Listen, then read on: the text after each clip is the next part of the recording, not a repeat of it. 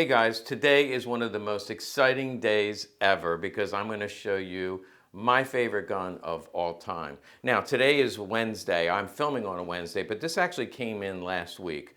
But I was shaking so uncontrollably when I got this that I wasn't able to do the video. Let me just talk a little bit about some of my favorite guns. If some of you remember, I've done over 200 videos, by the way. One of them was a Hermann Goering Krieghoff presentation piece. Now that is pretty cool.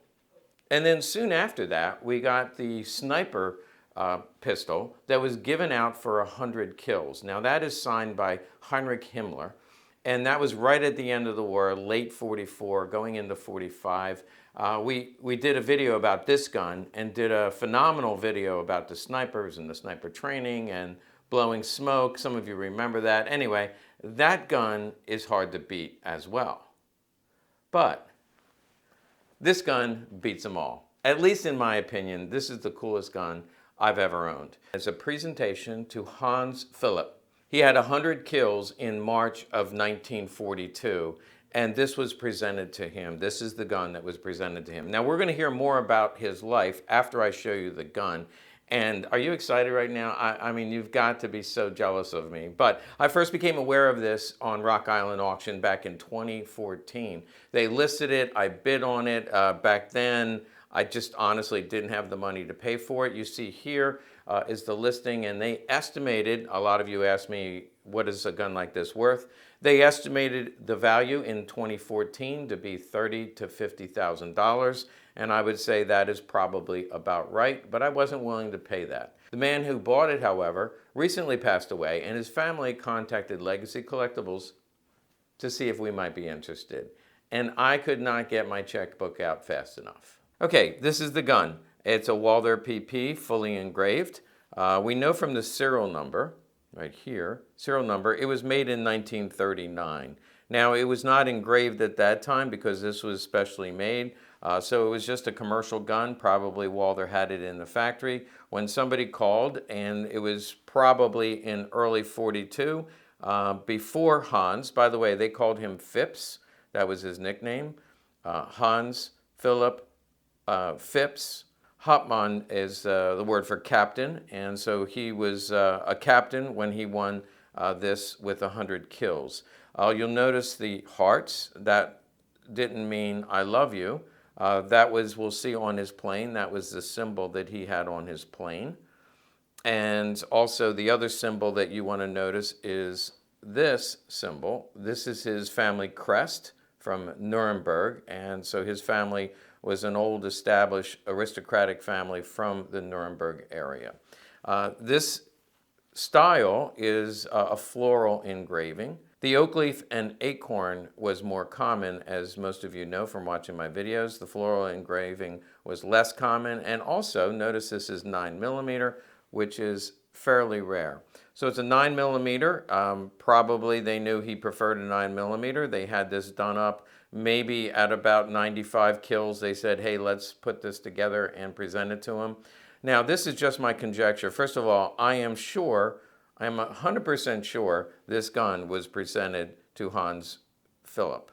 And I'm going to show you a video of him meeting with Hitler. He actually met with Hitler twice. I'll show you a video about that.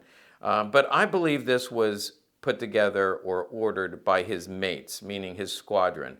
Somebody in that squadron, or he had friends in high places. He definitely had friends in high places. We'll see that in a minute.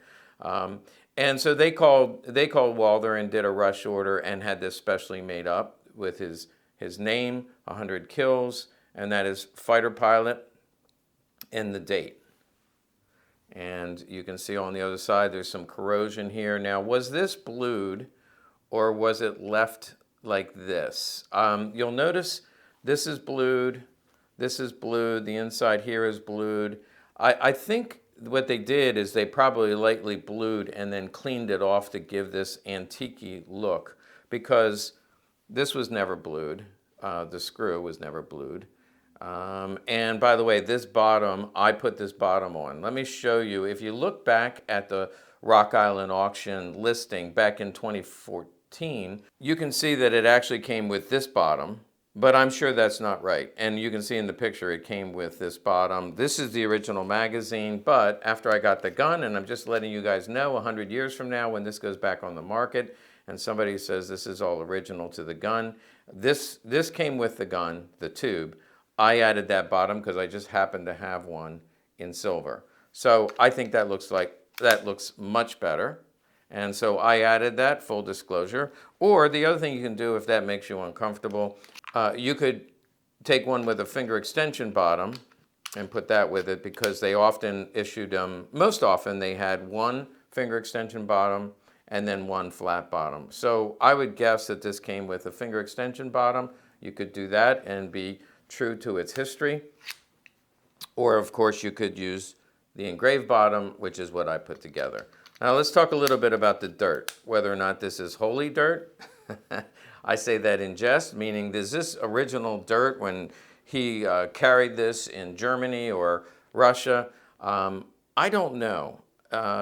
It's kind of dirty. Let me show you what I did here. If you look within the engraving, especially right in here, you can see a brown tint in there. Now, certainly when it gets rubbed like that, that could have been sitting in an attic and gathering dust, which is highly probable. Or it just could be dirty because if you notice, like the first thing some collectors are going to want to do, see all the dings on this? Dings here is most pronounced right here. See all the dings in the dirt? This was probably carried in the cockpit and he banged it up quite a bit. It would have been in a shoulder holster. I'm not saying he carried this on every mission, but I think he did carry it sometimes and banged it up a bit. The bore is minty, by the way, so he didn't shoot it a whole lot. You see corrosion here, corrosion and wear throughout the gun.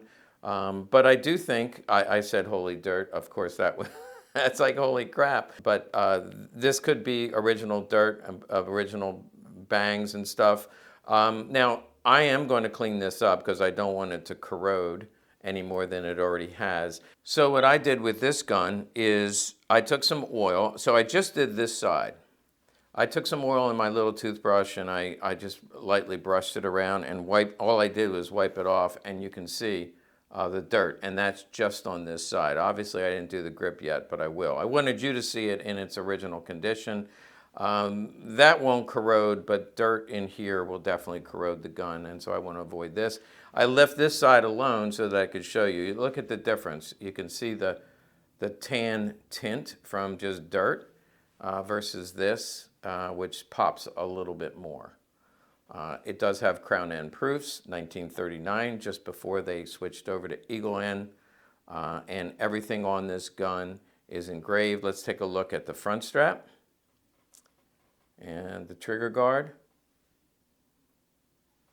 and then under the slide, that floral engraving, and you can see the trigger is engraved, and the safety lever is engraved.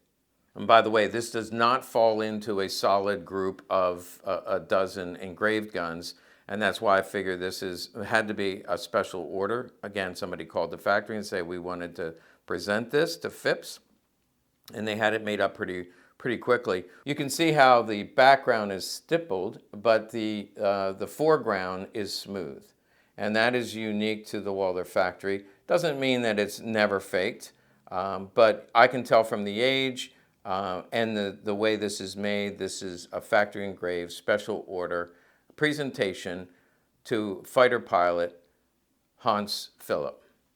Now let's talk a little bit about his life because that's as fascinating as this gun. Most of you know the Red Baron, he was the most celebrated pilot in World War I, and actually he had 80 kills. Now we'll get to the bottom line, but Fips had 206 kills when he died in 1943. But we know that the Luftwaffe Aces were really glorified in the press and actually honored around the world. I mean, people had a lot of respect for the pilots, the fighter pilots in particular, and that was true of all of the air forces around the world at that time. Fips was born in 1917, and here's some early pictures of him. Fips actually joined Hitler Youth in 1932, so he was an early person to sign up. Actually, that was probably the influence of his family, so I would assume that his family was supporters of Hitler and put him in the Hitler Youth in 32. He received an honor badge there, so he was a good little Hitler Youth. He then joined the NSFK. Those of you who watch the channel know that I talk a lot about how they didn't have a Luftwaffe, but a lot of the Hitler Youth boys would go to weekend clubs and camps and learn how to fly. He was certified on a glider in 1932, 1933. The Luftwaffe was reconstituted, reestablished in 1935 under Hitler. Again, the Treaty of Versailles forbid the Luftwaffe to exist, and that's why they had pilot clubs. Hitler renounced the Treaty of Versailles and reconstituted the Luftwaffe, and then actually at the same time, if you know anything about Mauser production and machine guns and planes and battleships, all of that started in 1934, 1935 when Hitler came to power. So he joined the Luftwaffe in September of 1935 and immediately went to pilot school, also radio school, mechanic school. So he basically learned everything there was to know about planes, and he was assigned to a bomber wing. He didn't like that. He found the bomber wing was rather boring, and he wanted to be a fighter pilot. So he went to another school where he graduated in July of 1938 as a fighter pilot. He was assigned to a BF 109, also just called the 109 is what he flew. You can see pictures of them. That was the most common plane for a fighter pilot to use. And he participated in 1939 in the invasion of Poland, also the invasion of France, and the other, what they call the Low Countries, through May of 1940. His first award was in May of 1940 when he received the Iron Cross First Class. And then in October of 1940, it was in the Battle of Britain, he received the Knight's Cross for 20 aerial victories. So basically, he shot down 20 enemy aircraft. Now, we have a video, and this is just phenomenal, actual video of him receiving an award from Hitler. We're going to watch that in a minute. But he received the Iron Cross with oak leaves, and that was personally presented to him by Adolf Hitler, and that was in April, actually on April 5th of 1942. Let's take a look at that video now. There's also some video of him fighting in Russia, where most of his kills happened were on the Russian front. So this is actual footage of Fips, Hans Philipp, in Russia. You can see the condition. They're trying to keep the planes warm. There's our first view of Hans. You see him just briefly pointing out his plane, and we'll see the markings on the plane in a minute, but they're fueling up, trying to keep warm.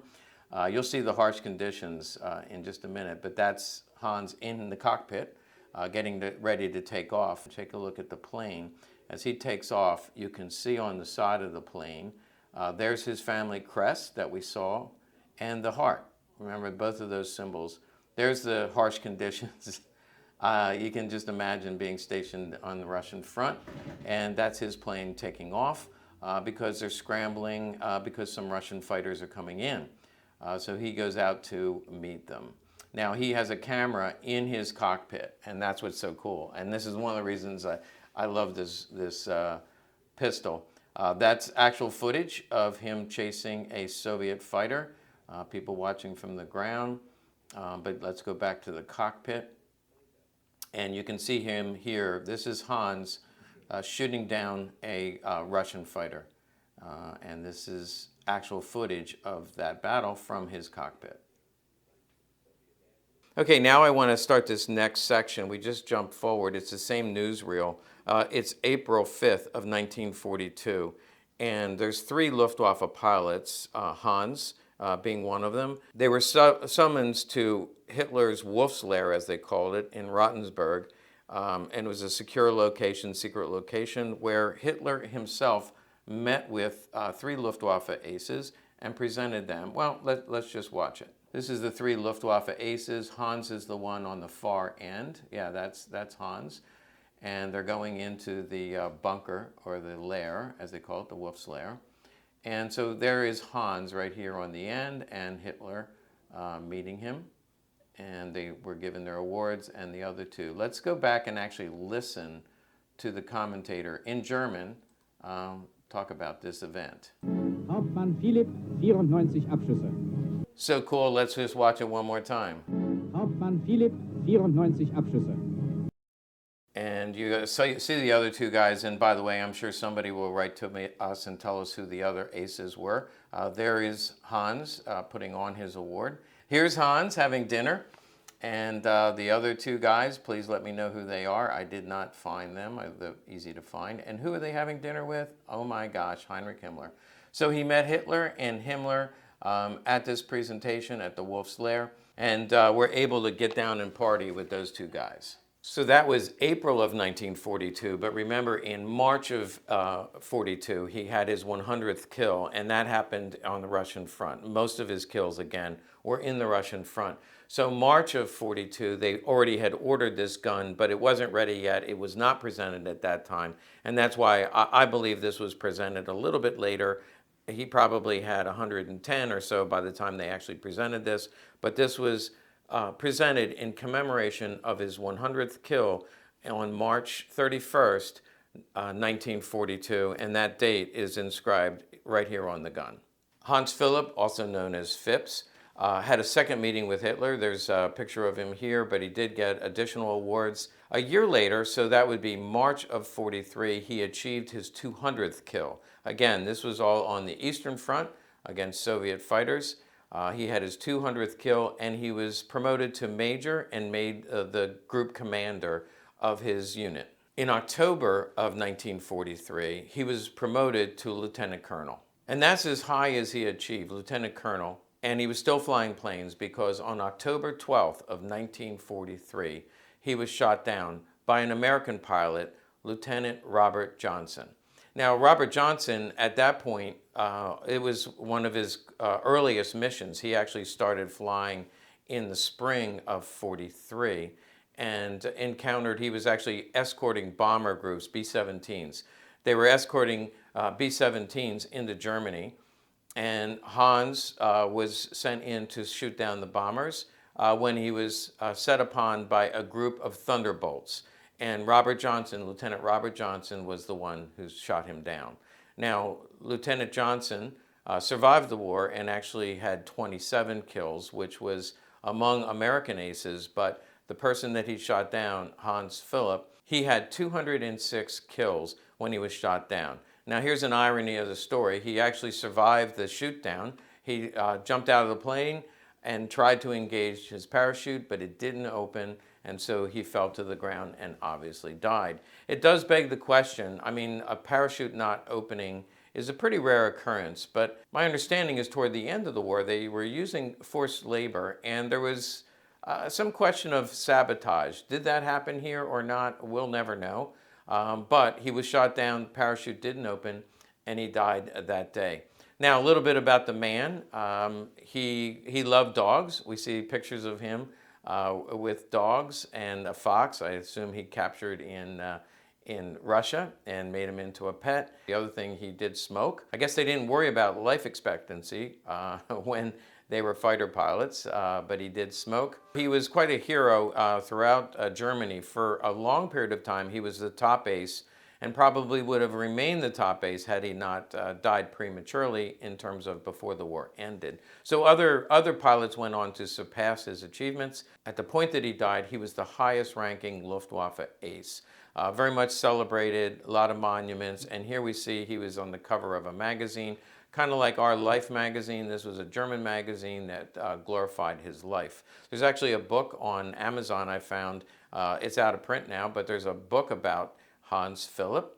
Unfortunately, it's written in Italian and no longer in print, so I was not able to order it. Okay, let's wrap this up now. Really enjoyed that, and I really love owning this piece of history. But let's grab another money shot here. You see the inscription to Hauptmann Hans Philipp Fips, 100 kills. You see the hearts, which is a symbol that was on his plane, and then one more time on the back, you see the family crest, which is also shown on his plane. Many of you are wondering, so when is this going to be for sale? Sorry guys, I just can't do it. I got to hold on to this one. Absolutely love this. This is my favorite piece of history. If I come to a gun show, when I come to SOS, or if I'm going to be at a gun show, I'd be happy to bring it along. You need to get a picture of yourself holding this gun. So I'll be doing that at the next big national gun show, and we'll give you a heads up when that's going to happen. I'd love for you to see this in person. Hey, thanks for watching our channel. We have a lot of exciting things coming up. Guns not this cool, but pretty cool guns coming your way.